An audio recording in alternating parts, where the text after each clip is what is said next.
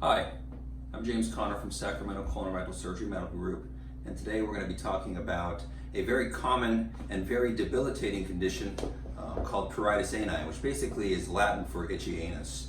So oftentimes symptoms of this condition are mainly going to be a lot of burning, itching, irritation, and symptoms can oftentimes be worse at night, and very obviously patients are really reluctant to seek care with us for this condition, secondary to embarrassment and just not wanting to come in.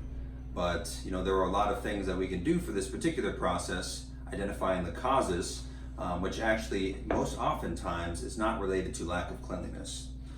It's actually related to overzealous cleanliness. Usually in my practice I see an inciting factor. Let's say a patient had a bout of diarrhea or diarrheal illness, and they had done a lot of wiping and then basically had irritated their skin, and eventually that started the process of itching and burning irritation, and then usually patients end up over cleaning the area, which begets more injury and microabrasions to the skin, and then they end up having this particular process continue.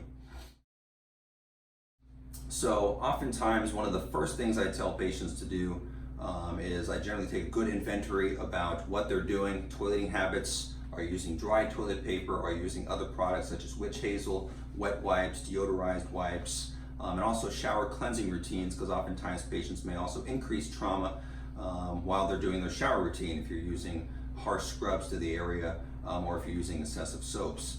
So usually to treat this, I will tell patients to withdraw soaps and scrubs, especially during the shower routine, utilizing only water for the most part. Also, when it comes to cleansing after bowel movements, usually I will tell folks to avoid deodorized wipes, avoid wiping motions, use more dabbing motions. Again, less is more with this particular condition. In the immediate phase, usually patients after they see me, I will ask them to utilize a barrier protecting ointment, which will be applied to the top of the skin. It does not have to be put inside the rectum itself, but just around the skin surface. So usually you can find those products if you wander over to the diaper section of any store. And my particular favorites that I recommend to patients would be Desitin, Boudreaux's Bud-based.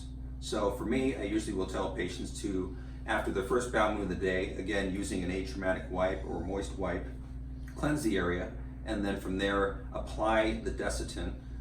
And for me particularly, I actually will tell patients to use a medium-sized cotton ball and place it next to the anal opening. And the reasoning for that is it actually will keep moisture, which will accumulate through the course of activities, exercise through your day, from touching that skin and inciting the itching symptoms.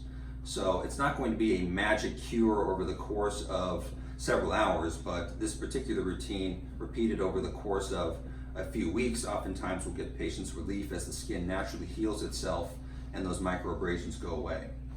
Now, this is something important not to ignore, because there are certain other rarer conditions for this particular disorder that need to be addressed by someone like us as colorectal surgeons. There can be infectious causes. You can truly have a fungal infection, and that's something that we can diagnose and help rule out. But there are actually some precancerous conditions too, or even cancerous conditions that may also cause itching, such as squamous cell cancers of the skin, or even HPV-related lesions to the skin, which also need to be evaluated by us. Cancers are rare, but again, with our expertise, we can evaluate the area and make recommendations and treatment plans accordingly. For Pruritus Ani, really the treatment is non-surgical, and the vast majority of patients will improve. As an aside, there are some dietary factors that have been implicated.